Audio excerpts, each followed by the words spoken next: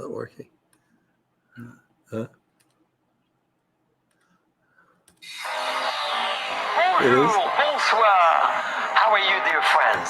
We are building the most inspiring and phenomenal communities of wine lovers. As we all know, wine is the catalyst of the greatest discussion.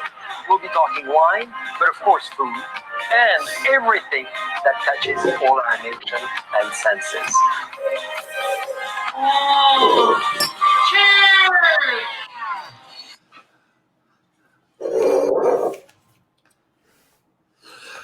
Bonjour, bonsoir, dear friends. Welcome to JCB Live, a very unique happy hour. Why unique? Because we live tonight again, and this is one of the last day of the year. And we're going to be with an incredible man. He is out of Colorado. He's one of the veterans of the food industry. But as we know, difficult times in 2020. We hope 2021 will be better, and he's going to show us how. He decided, after such a phenomenal success in the food world, to leave it in a way and start an amazing organization named Foodservice Powerplant Network. This is a very exciting group. We're going to be sharing tonight discussions together about his past, his present, his future, his motivation, his passion, and of course, what makes him who he is today. On top of it, he married Patrick Egan's twin sister. So we hope tonight we're going to know some of the fabulous secrets of Patrick's life, and more importantly, the intricacies of being a twin. Woo! Dear friends, did you see? 2021 is full of surprise. It wants to come now. So 21 for 2021. Jason, bonsoir, cher ami. Hello, John Charles. How are ya? Now, much better than I could toast with you on this miraculous year that we're about to embark into. So I need to have a close toast with you. I'm in my little bird nest. Here we go. I'm going to pop this with you. Here we go. Yeah, show me how you're going to do this. I want bubbles all over your wife tonight. Yes, you did it. There we go. We pulled it off. Hey, can you believe all those years of training, of opening the corks? You better agitate the bottle like this tonight. Let me show you what you're going to do with your lovely wife. Okay, show me.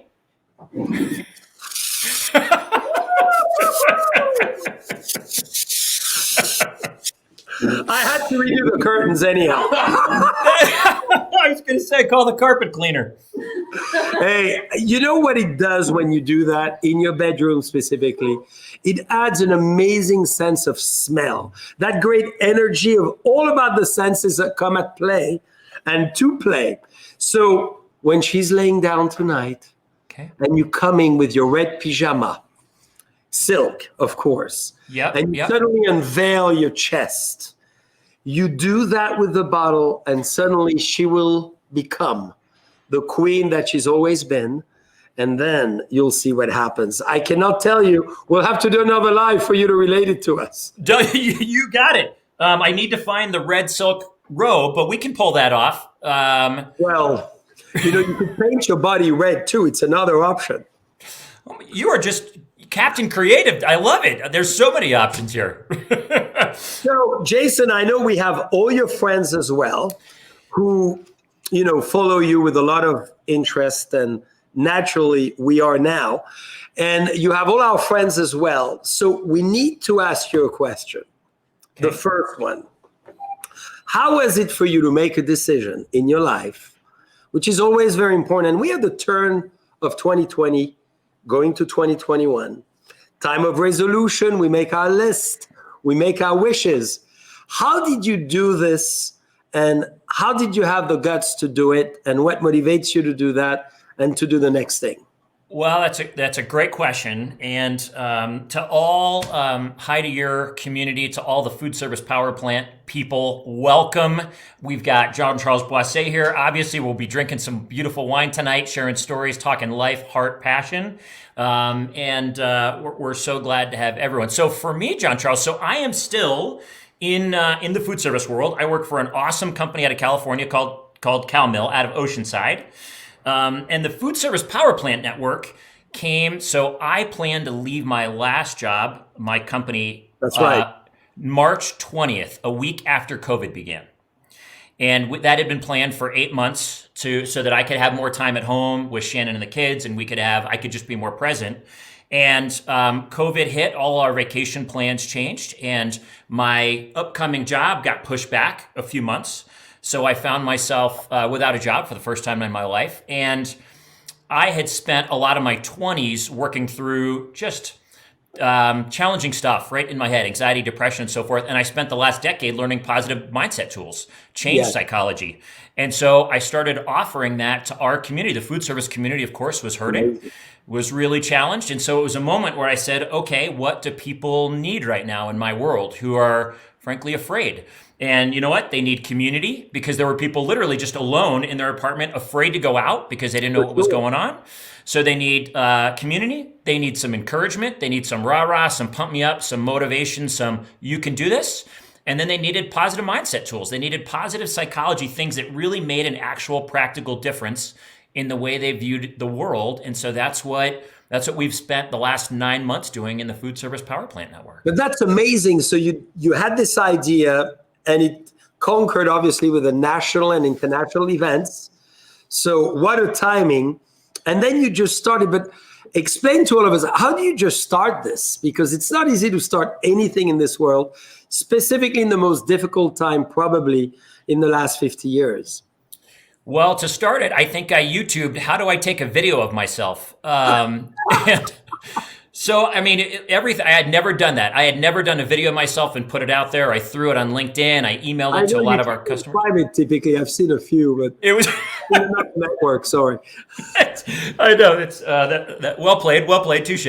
So I just started Googling that, and I Googled what kind of microphone, and I Googled how do you do a Facebook Live. All these things I'd never done as a way to connect with people and a way to offer this stuff. And I just started trying it. And, it's been different backgrounds and different scenes and different things to learn. I mean, I'm not afraid to fail, and I'm not afraid to learn. And so it's a lot of progress and taking baby steps along the way. So that's what you advise to people who are tonight and in the next few days thinking, I want to do something else, to just go for it and not be afraid. Yeah, I think it was Thomas Edison who said, I didn't fail at making the light bulb. I just found 10,000 ways that didn't work, right? So I don't look at Thomas Edison and suddenly Patrick is touching the light. So the lights are going on. Influence on your brother-in-law. We're connected. We're connected here, and we're just vibing one another. I would say a key component to anything you want to try new is to get rid of judgment on yourself. To get rid of that idea that you failed, because judgment and the idea of failure stops any energy, crushes it. You want to be able to say, you know what, I'm learning. It's a growth opportunity. I'm moving forward. I'm always figuring it out. Done is better than perfect. And in that way, it frees the energy to keep growing out of curiosity as opposed to just shutting down out of fear or, man, that didn't work. I should just stop. But what amazes me, Jason, and I think you should touch on that, is you were very successful in your previous business that you were a part owner of. You decide to move on and to change your life, join another business, and in between start that. How do you decide to actually leave something successful? That's a great question. I would say you have a conversation with your wife about what really matters, and how discussions.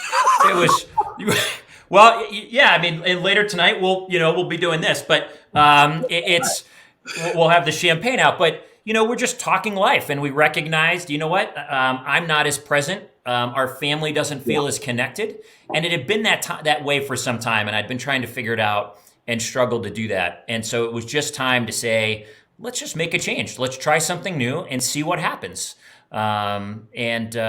So, it was great. John Charles, here's a question for you. Okay, so for all of our, That as a conversation tonight, I know. I love it. I love it. Okay, so for our community who wants to get to know you, everyone at the Foodservice Powerplant Network, you run Boisset Collection. You grew up in wine in France, yes, and then you moved over to the States. So can you just tell us? It seems all so romantic, right, and beautiful. And I saw a picture of you holding grapes. So I'm sure there's, it's earth and it's dirt and it's grapes and it's hard work and it's all of it. So what's it like growing up in wine? And then why'd you decide to come to the States, and what was your dream in doing so? Well, as you describe it, it sounds like a fairy tale. So I'm going to tell you, it is exactly this. Very fortunate, born into a living room where my parents started to make wine. So my cradle was actually a half barrel.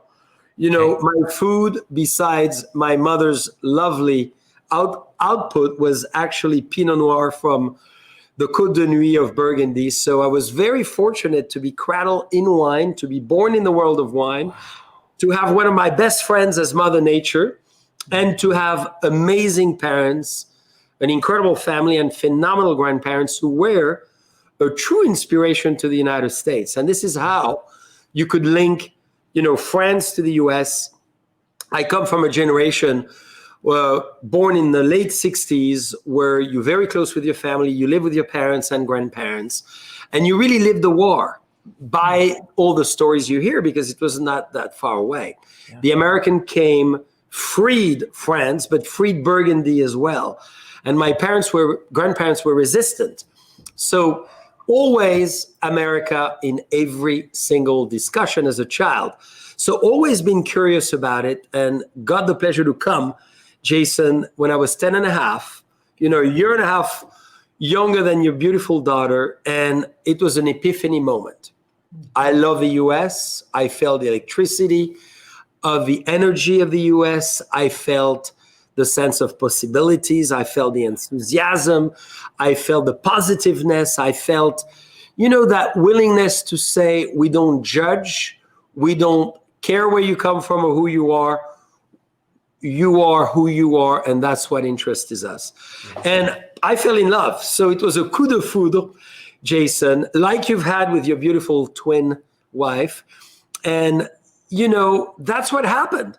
And my life was always within my conscious and subconscious, having the idea of balancing it with the United States in mind, as a culture, as a sense of place, and as a definition of who I could be and or become, and what I would want to create, maybe eventually as a family, which I believe is the best of both worlds, is America and France together. So this is a long answer to your question. I know you wanted it much shorter than that. But, in life, when you fall in love, it's very hard to return to anything but striving to fulfill this ultimate objective that is, that what you have in mind. And for me, this was really the US. That was my first love. Beautiful. Did you...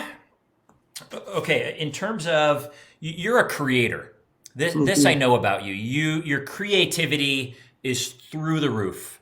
There's wine, which is such a huge part of your life, but there's jewelry, and there's candles, and there's glasses, and there's so much. Is there something in your world you can trace back to that creativity, just so exuberant in you, just so full and flowing?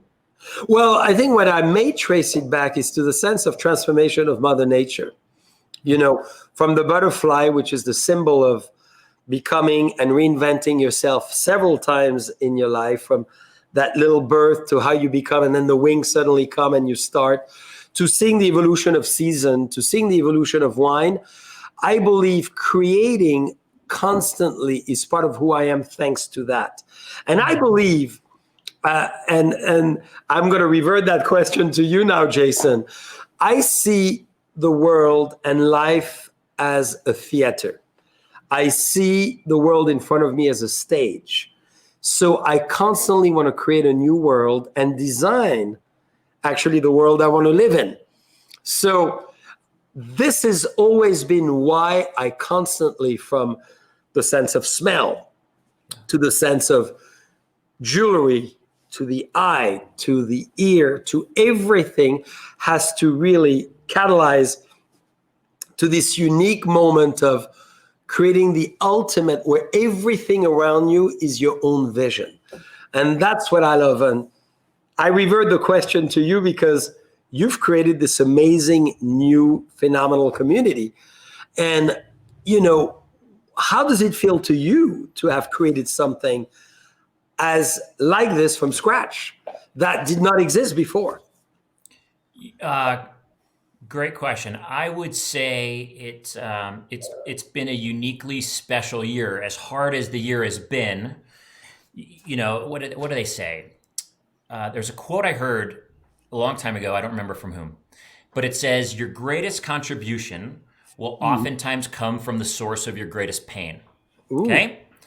And so, you know, considering that I spent almost a decade in a fair amount of fear, depression, anxiety, having come through that and using those pillars that got me out of that to what I define now as freedom, not being afraid anymore, getting to create, build, dream, go.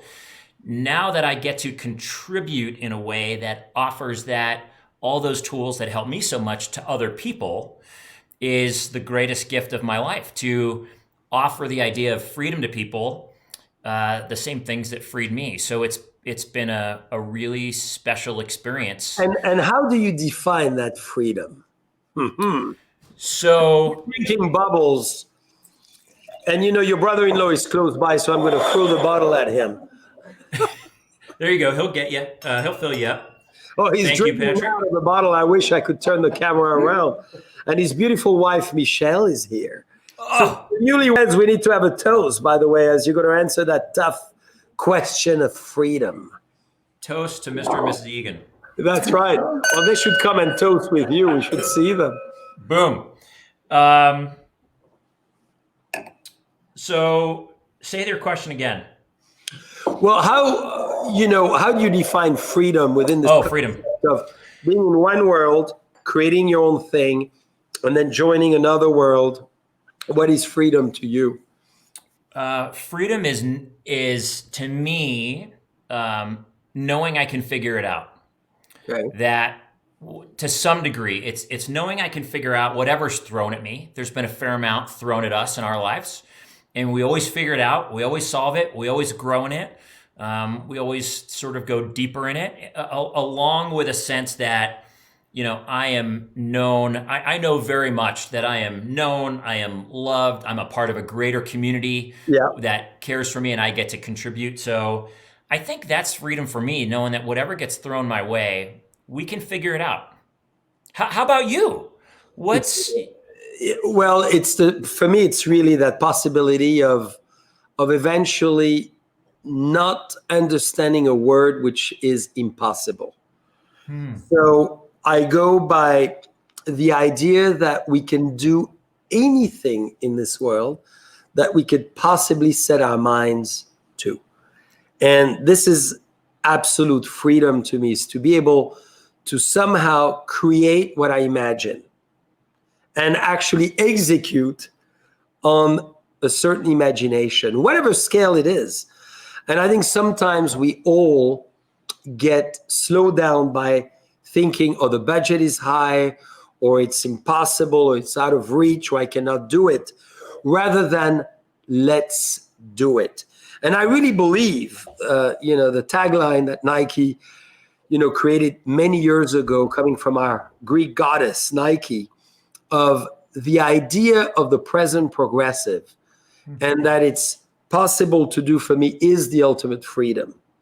I think we all feel belonging to a world and being somehow, in prison of that world. And is how do we go on the tangent of the circle and allow ourselves to go 2 standard deviation away, if you wish, to be able to be oneself. And I would say, finally, to allow yourself to be yourself. I think the ultimate freedom for me has always been, allowing myself, whether to my strength or weakness, to be myself. Yeah. And I think it's very important to allow for anyone at the turn of the year to release within themselves what holds them back, and to allow and feel unjudged and go for it. And there's no better time to go for it than 2021 with a glass of 21. So I would like, after this long explanation of mine, the imagination of the bubbles. What image does those bubbles bring whenever they caress your tongue, Jason? Whenever they go down your throat and they possess your body? So here's what I would say in the context of what you just said and what we're talking about. To me, the bubble, I imagine a geyser. Ooh. Ever been to Yellowstone? Yes. So Old Faithful and the bubble, everything coming out. It's this, your talk about being able to create your dreams, to manifest, to build, to take any vision you have and turn it into reality. That to me is like an explosion. We can call it, the bubbles just going up and up and up to to be yourself, to create that. I think that's the vision for me. And here's what I would say. I love what you said there about being yourself, Jean-Charles, because there is such power there. And here I'll tell you a true story. So I've been a fairly enthusiastic, full of energy, positive guy that just generally lifts people up in whatever I do. But it's never been forward facing. It's always been a little bit subversive. I sell whatever I sell, glassware, buffetware, all this cool stuff. And I sort of did it behind the scenes. Yeah. This opportunity of COVID and Foodservice Powerplant Network afforded the opportunity to be very vulnerable and to let those things that I'd sort of hidden from people, that emotion, at times it's the tears. At times it's, giving someone a virtual hug, all of those things that I'd sort of hidden because so they do you weren't. want to give us a virtual hug right now? Virtual hug. Ooh, we feel it. Can you There you go. Ah! So I think it afforded that to sort of be, just let it all out, offer all of me, very forward facing. Yes. And have the industry receive it as genuine and as warmth, and not as being cheesy or anything like that. And that has been, I would say, that has been another level of freedom in this time that I don't think I had thought about until you had said what you did. Well, how do you know? And I had this question a few days ago, and I was not sure how to answer it. To be vulnerable and truly vulnerable, authentically vulnerable, and allow yourself to go deep in that vulnerability that is then shared. How do you do that? And what are the different steps? Well, a great book, probably the best book I've read on vulnerability, the power of authenticity, is Brene Brown's Dare to something. I forget. Shannon will come in and Dare to Dream. I don't think it's Dare to... what the heck is the book? We'll find it. Shannon will come in and tell me. And, it's about... It's hard to be vulnerable while you continue to judge your experience, I believe. Once you learn, like you said, to be comfortable being you, you no longer judge your experience and who you are. It's easy because when I'm vulnerable now with people, I'm not typically asking them for anything. I don't need any super positive reinforcement. I don't need them to help me figure out how to get out of it. Daring greatly. Thank you. Shannon just came in. Daring greatly. So it's vulnerability. Once you're not judging yourself anymore, it almost opens a door for people. Yes. If I'm going to share my heart with you and my story, and I don't need you to fix me, I don't need you to help figure me out, I'm just opening that door, then it's just a gift. It's something that then allows you to open a door in equal measure. And, oftentimes in relationships with who you have, you open doors to varying degrees. Patrick and Michelle now, of course, are family. I've known them for a long time. So the doors are pretty wide open. Yes. And where, people I just met a month ago, I slowly open the door and we take incremental steps. Does that answer you? Yes. And I've always, as studying, as an example, personal development and business, the deeper you allow yourself to become vulnerable, sometimes the greater you find a solution to a path of success. And I want to share that to a lot of our friends with us tonight, is to allow in the next few days, maybe, because it's always good at the turn of the year, and I don't know if you do that, but you put your resolution of the previous year in the fireplace one by one if you've achieved them, if you want to roll them up to the next year and write new ones, but to allow, I think, anyone to go deep within, one own soul. And I believe it's very important, because I was so excited when you accepted to be with us as well tonight, is to share that, because you've done that personal exercise and you've done it with great success. So I commend you. Now, on that, I have a question for you. Okay. What inspires you? And I'm doing that as I'm serving, as you commented the JCB 21 bubble so well. I'm serving the Buena Vista, of course, which is absolutely that. We have the same wine. Ooh la la. I love it. You see, it fills me together in person. So what inspires you, drives you? Share that with us and the process. What inspires me? I never, Shannon, of course. What's that? Besides your beautiful wife, Shannon. Yeah, certainly for Shannon and the kids, I understand that the people in my community and close in my house are always watching, right? And, my goal, particularly with the kids, is I want to teach them what hard work, what vision, what dreams, what confidence to accomplish those dreams looks like, so that they can, we all talk about inheritance, and most people think inheritance in terms of a financial, but we're all inheriting things. We're inheriting strength. We're inheriting dreams. We're inheriting vision. We're, all of those things. More important. Absolutely. So I want to pass those things down, and so that they inherit all of that. So that inspires me and drives me. I would also say it's both a positive. I love creating and watching things be fulfilled. It moves me and rocks me to accomplish things. And there's a little bit of negative that I'm running from. I cannot stand the idea of regret. I do not want to leave anything on the field. I don't want to say ever that I could have been, or I could have accomplished, or I could have loved, but I didn't. So it's both a positive that I'm reaching for and running to, and it's also a little bit of that negative, the regret that I'm running away from. Yes. How about you in your life? There's always growth. There's always new great things. What is it that inspires you to continue to be great in what you do and push a lot of boundaries, in what you do in beautiful ways? You take people outside a box that they didn't know you could go outside. What drives that in you? Well, what drives it is my own person as well, and where I want to go. So the very important part is to be authentically genuine to who you are, where you want to go, and how you want to take those people with you. For me, I never, and it sounds terrible, specifically when my parents are going to be watching this and they're going to say, 6 years of university for this. I don't like strategic planning. And Patrick is laughing because, the normal cycle of a new product is 16 months. If it's not done in 2 months for us, it's a problem. So, thoughtfulness, I believe, is important, but I'm very similar to you.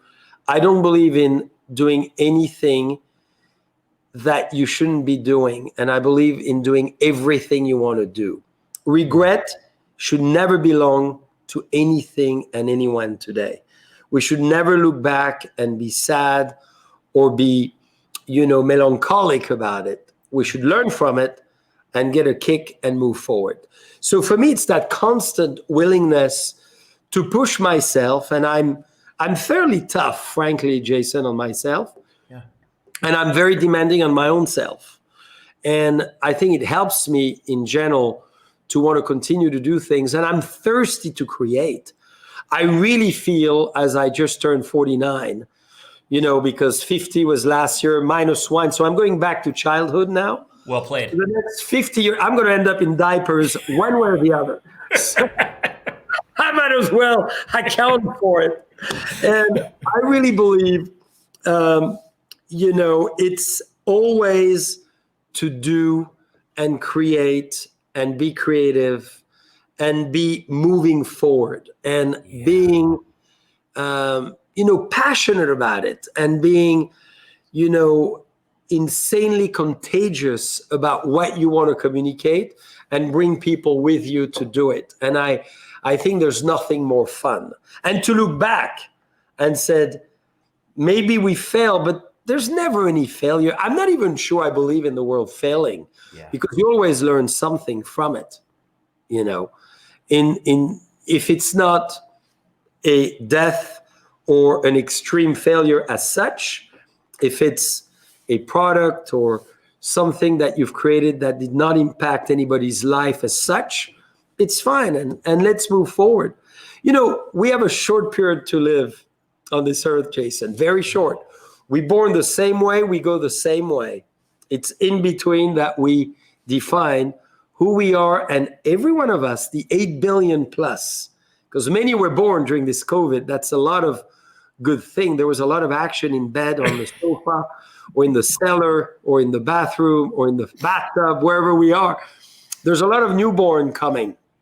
It's what we create when we hear, and we all are given a mission. The key, as you're doing, is to help people finding their mission. And that's, I think, the most important in life is, to somehow, inspire as you are in the hospitality world for people to find new ways and direction. And on that note, Jason, where is the hospitality world going?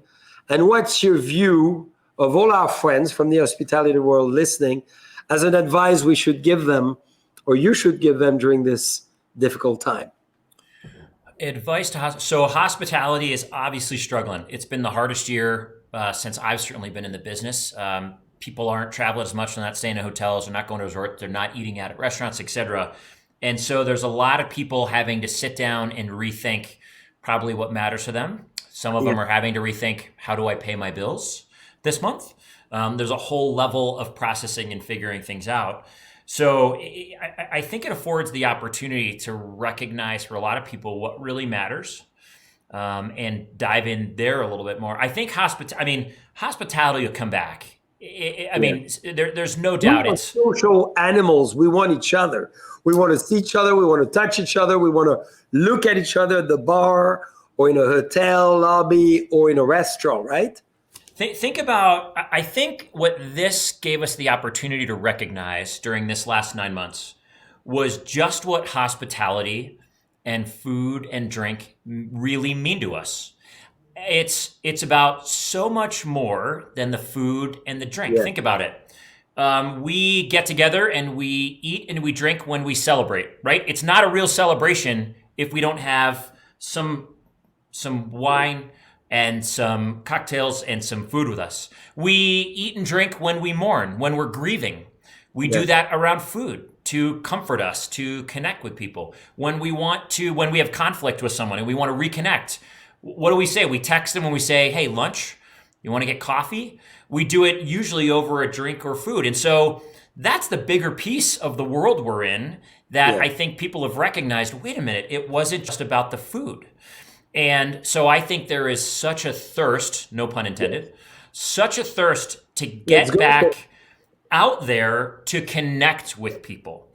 And, so I believe people have recognized that, and that when we can, I think they're going to be run into the restaurants and run into the wineries and anywhere they can to reclaim that. Fully agree. So what do you advise to people to do at the meantime? Because hotels are closed, restaurants are closed. I mean, you're a major force in that hospitality business. What do you recommend for people to empower themselves, to read, to learn, to take certifications online, to empower their knowledge? What is your view of what the hospitality, executives and employees should be doing? The first question. Yeah, no, it's a great question. Well, I'll tell you this. The Foodservice Powerplant Network, a part of how it came to be was right when this all happened, my new job was getting postponed a little bit, and I was texting with two of my college roommates. and to figure out what their industries look like and how we were all doing. And I wrote them and I said, I wonder where the opportunity is here. And so the first thing I would say is ask yourself, where is the opportunity for you to grow, to develop, to learn? I think you want to be able to come out of this, and there's going to be a great talent pool available for so many hotels, wineries, restaurants, etc., food service manufacturers. And you want to be able to say, hey, listen, here's where I was going into COVID, and this is the person I am now. Here's what I learned. Here's what I studied. Here's what I developed. Here's how I connected people. Showing those things increase your value to future employers, or if you want to be a future employer, whether it's delivery taking off, or there's so many shoot-offs of things we traditionally did in the past. There's a meat company not too far from me that used to just sell to restaurants. Now they're selling to restaurants and homes. They diverted a little bit. They got creative and said, we can do this here as well. Right. So I think you look for ways to take your core competency and expand it. Do you actually believe, and the question is a big one, and I'm going to illustrate it. Do you actually believe we're going to come back as we were in 2019? And I'm going to give you an illustration as you think about this sudden question. Is a book I was reading on the intensity of Eros, the god of love, in Pompeii.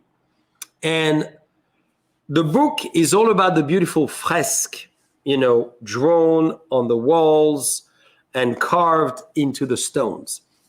And you go through Pompeii, who we all know got destroyed by the Vesuve, the famous volcano. And then at the time they said, this is the end of our society. This is the end of the world. We'll never had this.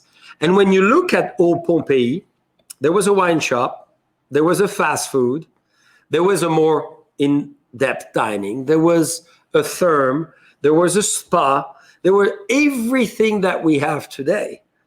And you had people writing and philosophers saying this is the end of an era. We will never see anything like this.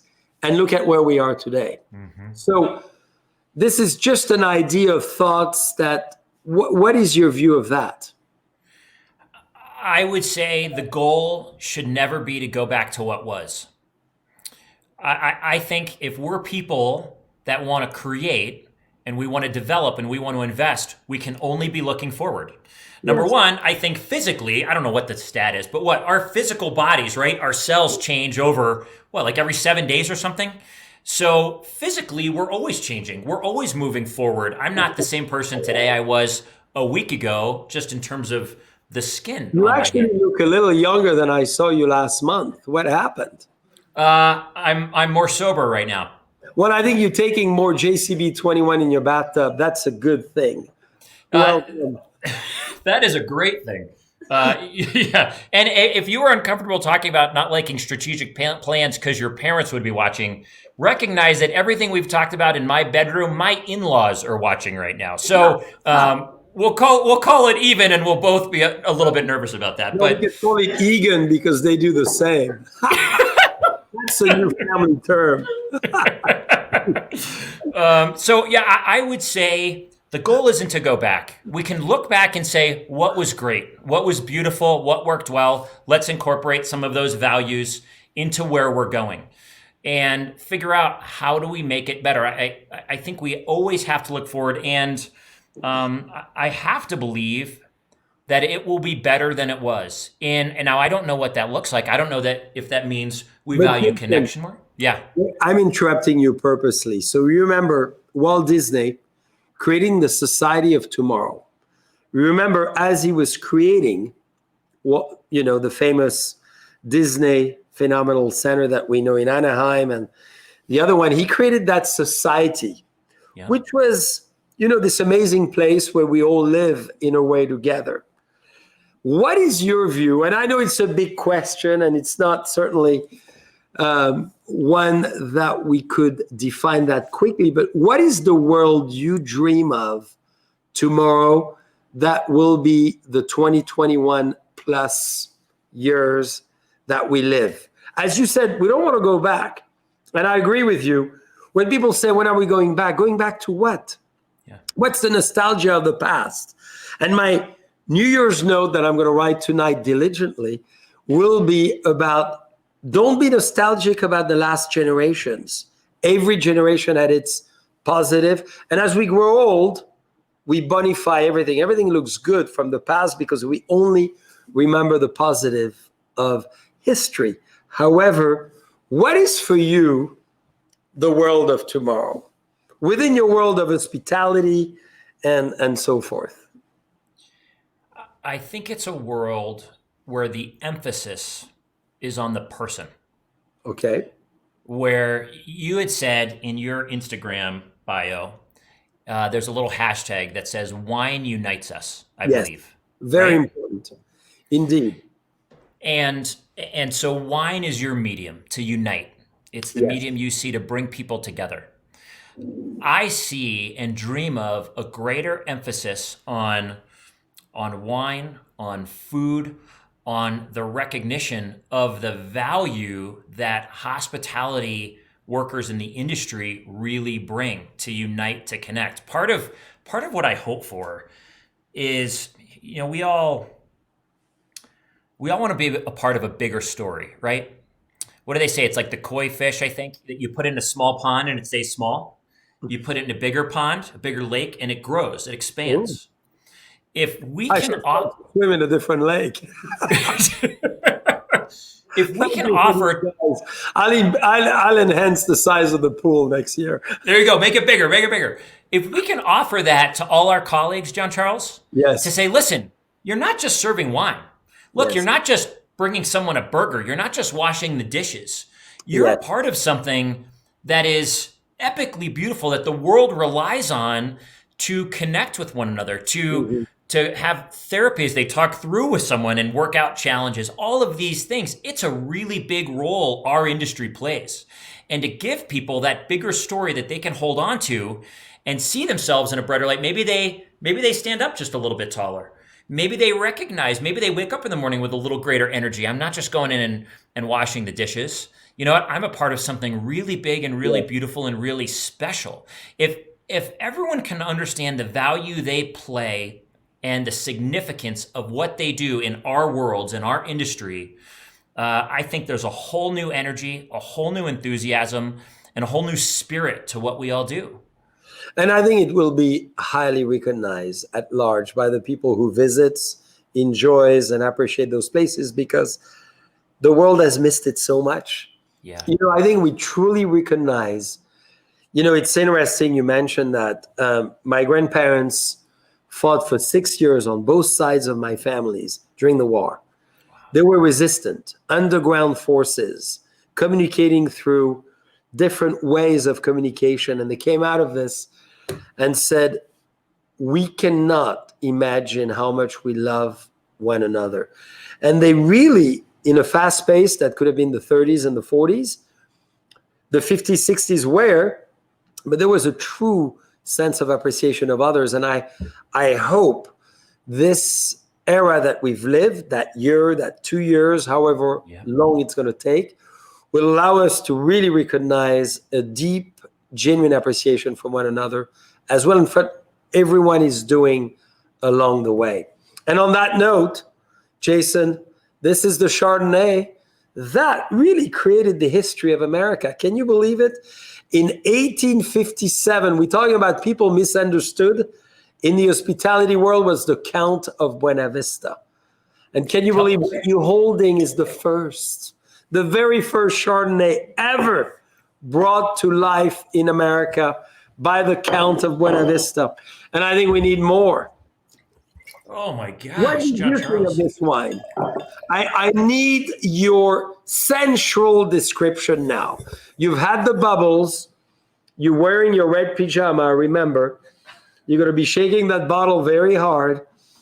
And now we're going into the Chardonnay. This is suave. This is like a kiss. You could use a French kiss tonight. I don't own the trademark of it, so you could freely use it. Remember, my brother-in-law is sitting across from you. I think as long as you're romantic, he's okay, he said. You know what? I would say this wine, it's so smooth. It almost feels, I mean, you talk about sensual, it almost feels calming. I think it represents, in terms of relationship, we'll talk about Shannon and I because we're going there. Yeah. It represents just that We've never intimacy met. yeah, we never did. You're right. Of closeness, of that connection of I'm going to use a word. I'm embarrassed to use it preemptively, but of just like a snuggle, like a close snuggle, where you can feel one another's breath, etc. And it's beautiful. What does it represent to you when you drink it? Well, this wine represents what you do with your amazing show and all your friends watching tonight or watching tomorrow is the sense of freedom. We've talked about it. Entrepreneurship, pioneering, creativity, and that no does not exist. Why? Because I think this wine is a stellar Chardonnay. I come from Burgundy, the land that really created Chardonnay back in the 14th, 13th, 15th century. We're not really fully sure, but we believe maybe the 13th century. So it was 8 centuries ago. Yeah. This wine really represents this. And we really wanted to have this wine for you to try because for all our friends and all your friends, it's, I believe, what really represents true freedom of spirits and action. The man came out of Hungary with nothing, and he said, I'm going to do something in America. And he started the first, most prominent winery at the time. And the man who brought culture, history, knowledge, know-how to the US. And I think that's very cool because as we're turning the year, how do we remain relevant? And how does America, in the hospitality world, Jason, continues to become or to be such an innovator? What's your view on that? As we have many friends from the hospitality world, they want to hear your suggestions. How do you continue to innovate at all and in hospitality? I think one of the first questions to always ask is, what does the extra mile look like? What does it look like? What are the standards that most of the industry has, right? I would look at it in your world too. There's a box that was created about what wine should look like, and you sort of blew that out of the water. I've never seen wine look like what it does when I visit your wineries. Thank you. Ever. And so I think the question becomes, what does the extra mile look like? What is outside the box? How can we do it above and beyond to give people an experience that doesn't just move them and they don't recognize it, but where they walk in and they feel that sense of, whether it's sensual, of connection, of this is different, and they are caring for me. They are lifting me up in a capacity to become more of me. So in terms of innovation, I think it's always, what does next look like? What does different look like? And to have it done with a spirit of heart behind it. Everything you do, John Charles, it pushes people's beliefs of what's possible, and it introduces beauty in a new way. When I walk through Raymond, right, and I get the scents on the wall, along the wall, where I get the different scents. When I look at the different, a lot, so that really helped. I was really busy with a sense of touch.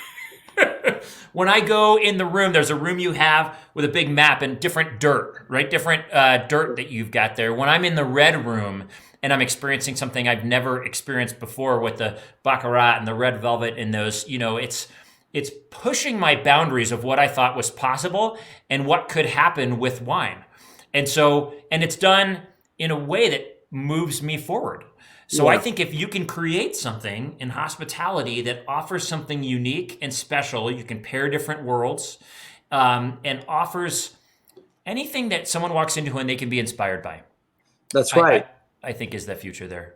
Well, on that note, let's be flamboyant and serve ourselves the passion. And then I have a very vibrant question for you. On the world of hospitality, what do you think if the chef, as an example, rethink the menu in a way? So I'm going to give you an example. Patrick and Michelle last night had a bison burger. They loved it. And it was great. A month ago, I was sharing with them, just before their wedding, that we did a blind tasting at the house, which was compellingly enlightening for me. And a few famous chefs that belongs with panache in your world of hospitality, who always believe in meat, decided to throw a curveball to the tasting.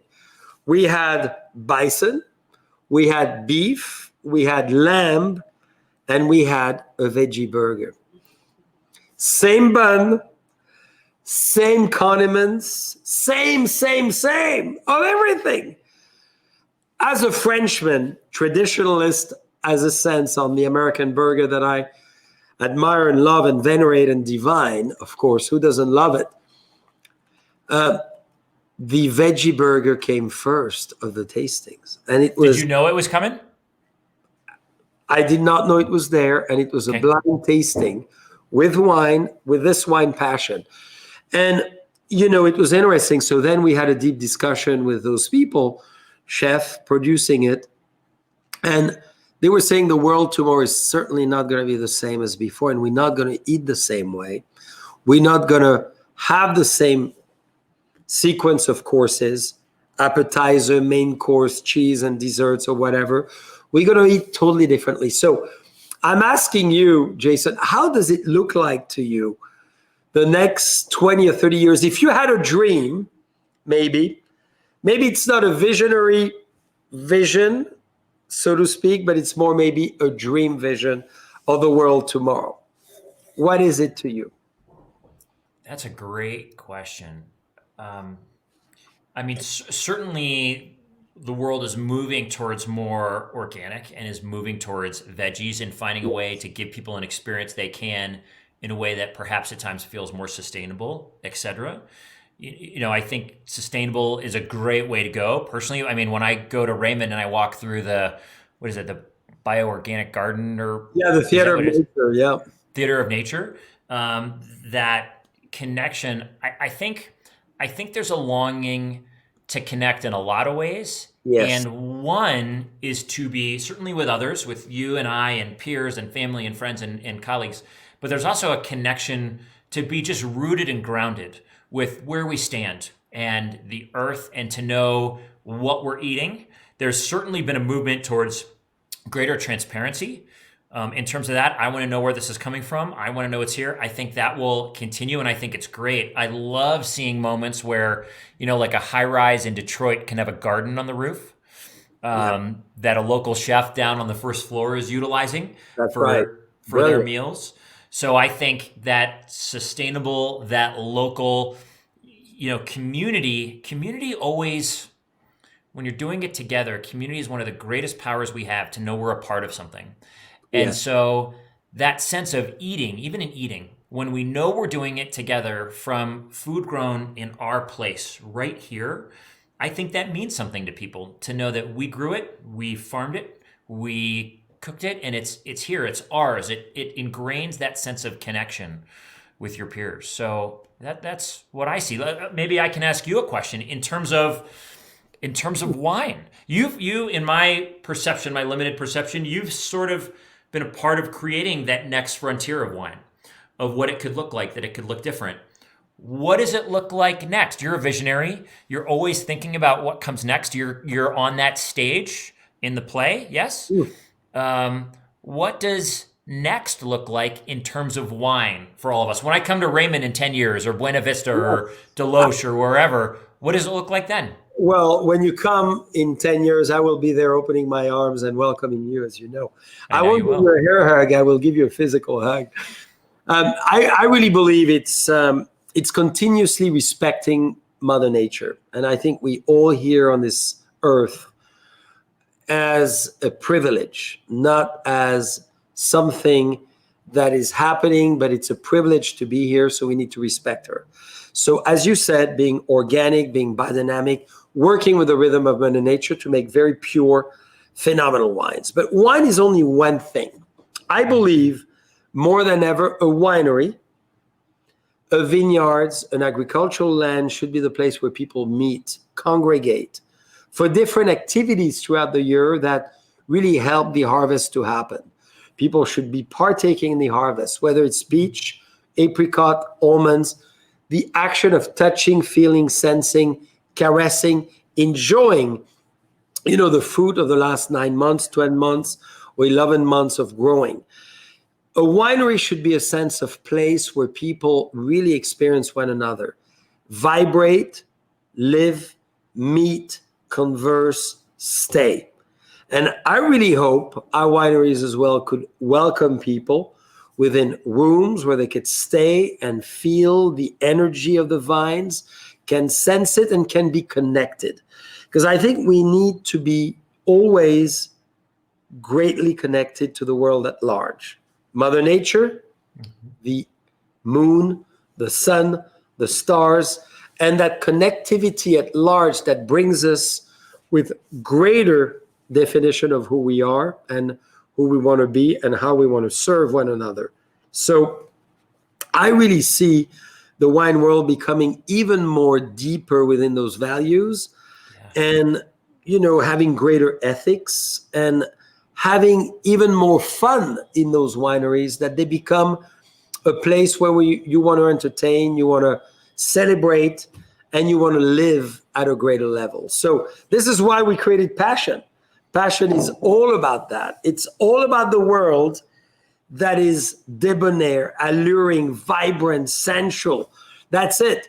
Vivacious, charismatic, passionate, ethereal. I think a winery or the wine world ought to aim to become that a lot more. And we need to make sure, I believe, Jason, in the world of hospitality, that wine and spirit should be drunk in moderation. So we're not here to get into a third or fourth level in our minds. We need to respect it, drink it in moderation, and really use it as getting to know everything in this world.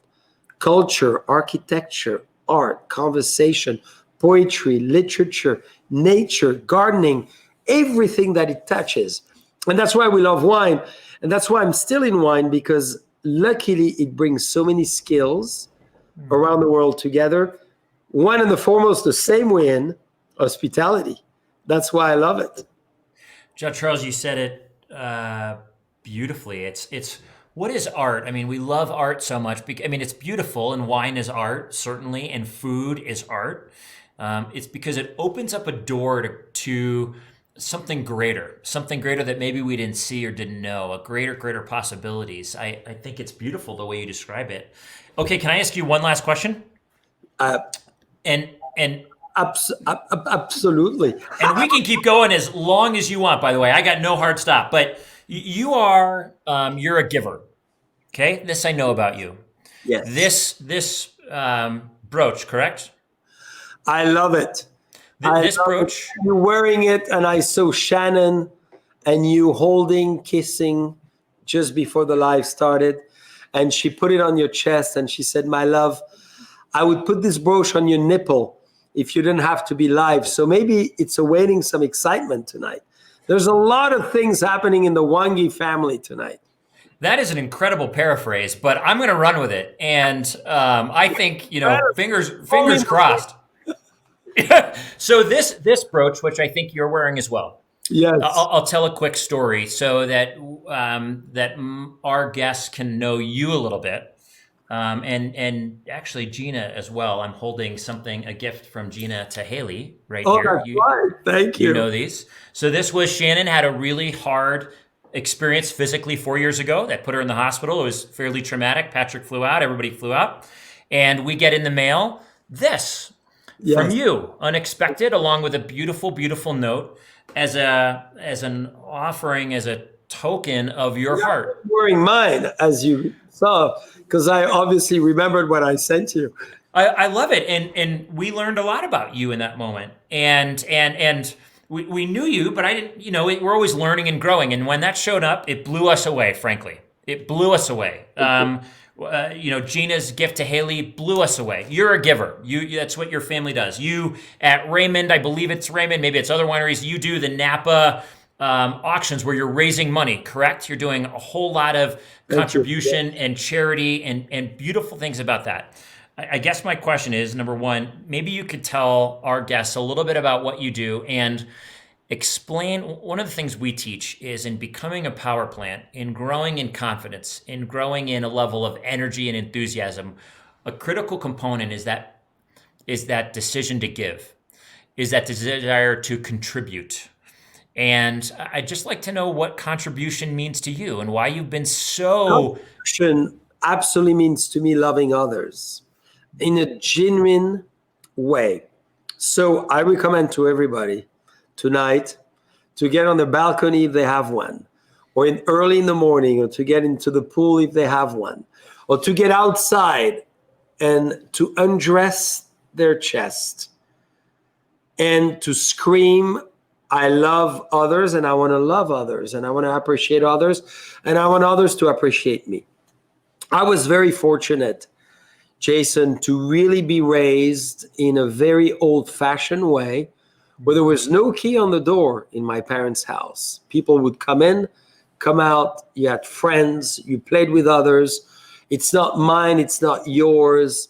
It's not about that sense of having to literally assert yourself by what you have, but more by what you and how you appreciate it. And I think the sense of giving comes from the sense of loving. If you give, you love. If you love others. And there's nothing for me more interesting, more exciting, more exhilarating, or more, passionate to do in life than to be able to give to others. And very importantly, to share. Genuinely sharing great moments is what is so important, as you so kindly did with the brooch you received. And the weddings of Michelle and Patrick was a great moment. We shared, we love them. And consequently, we appreciate each other more and we became great friends. And that's how it is. And I really want to engage people to your question tonight, because I have a last question for you, which is a big one, very big one, is your last message to all of us, is to say to people, there's nothing more interesting than people. It's not about robots. It's not about computer. All those are mastered by the human beings, by the human mind. They control by us anyhow. It's getting to know people, taking the time to be with others. And that's why wine is great. You slow down, you relax, you enjoy, you get to speak to one another and get to know one another. And I think for me, for Gina, who is an amazing giving lady, for our ladies now, for our family and friends, is to really have the love of others. And the moment you reach this of loving others and not wanting to fight, except for the sports of it, because it's fun in the ring, but to genuinely love others and to open your arms and say, welcome. And how can your life be different? How can we improve it? How can we guide you? How can we bring something different to who you are? I think for me is the ultimate fulfillment.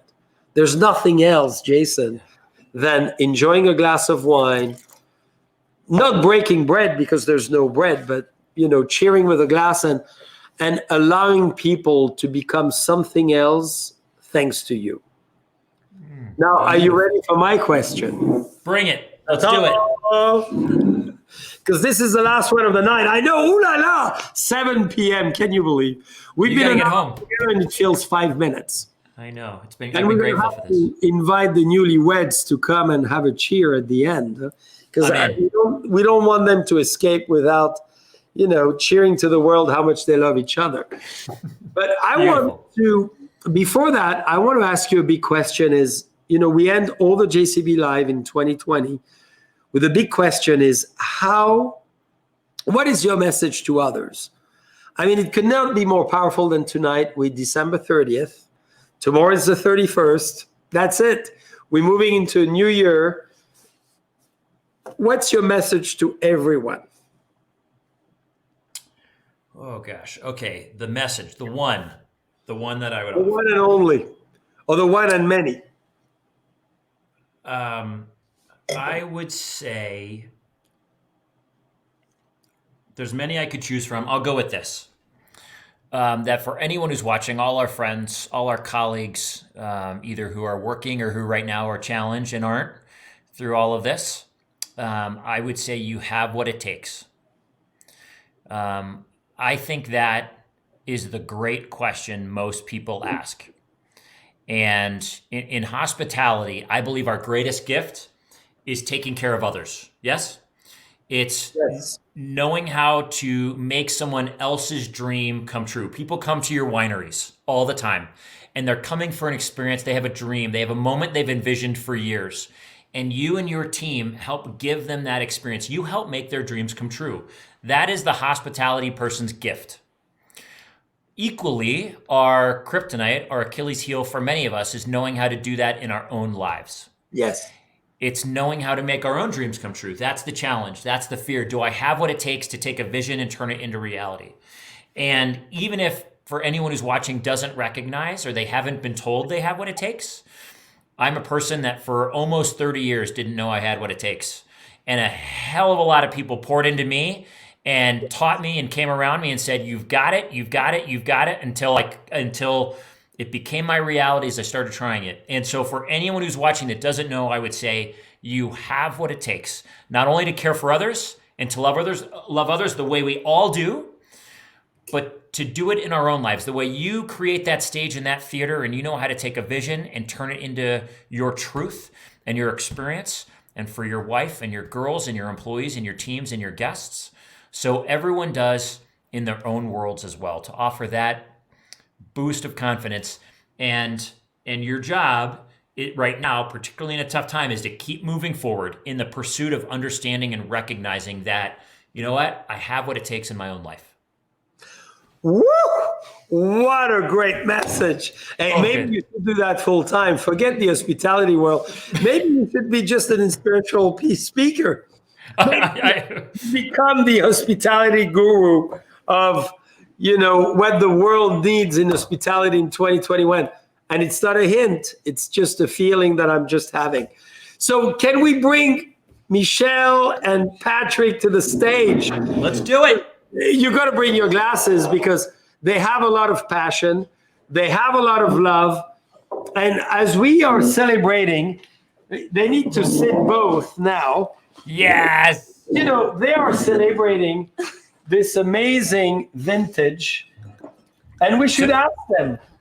Now, the question. Dear friends, she's trying to run away. She's trying to run away as a newlywed. Your family, you can't run anywhere. So for everyone in my world, Patrick and Michelle are my brother and sister-in-law. And so this is a fun, really, really, really special moment. In fact, side note, hold on. Here we go. We're bringing in the crew. So I think we need to ask Michelle and Patrick, they got married in this fantastic, fabulous year that we will never forget in history. How was it? How does it feel? And what advice do you have for others? Just do it. Just do it. We did it. We got married during the pandemic because we wanted to have all our closest friends and family be there with us. And that was most important.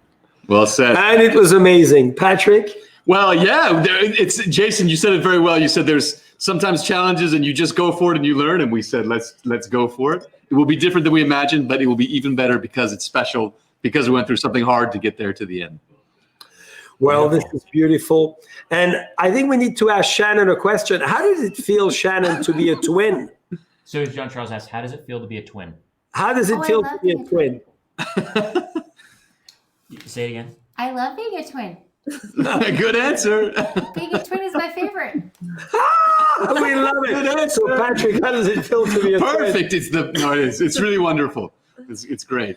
So dear friends, to the Gemini, to the twins, to the newlyweds, to Jason, thank you so much, Jason, for being with us. Shannon, your husband is fabulous. Your daughter is incredibly gorgeous and beautiful. Ay, ay, ay. What a great dancer she is and singer, too. So next time we want to hear singing, And dear friends, I want to say thank you all for being with us. What a fun night. To life, to friendship, to family. Cheers. To bring people together. Cheers. You know it. John Charles, thank you for joining us. Patrick and Michelle, we love you all. Thank you for your passion. Thank you for your hearts. Thanks for being a part of our community. And we're all better because we had this night. So thank you. Thank you, Jason. Love y'all.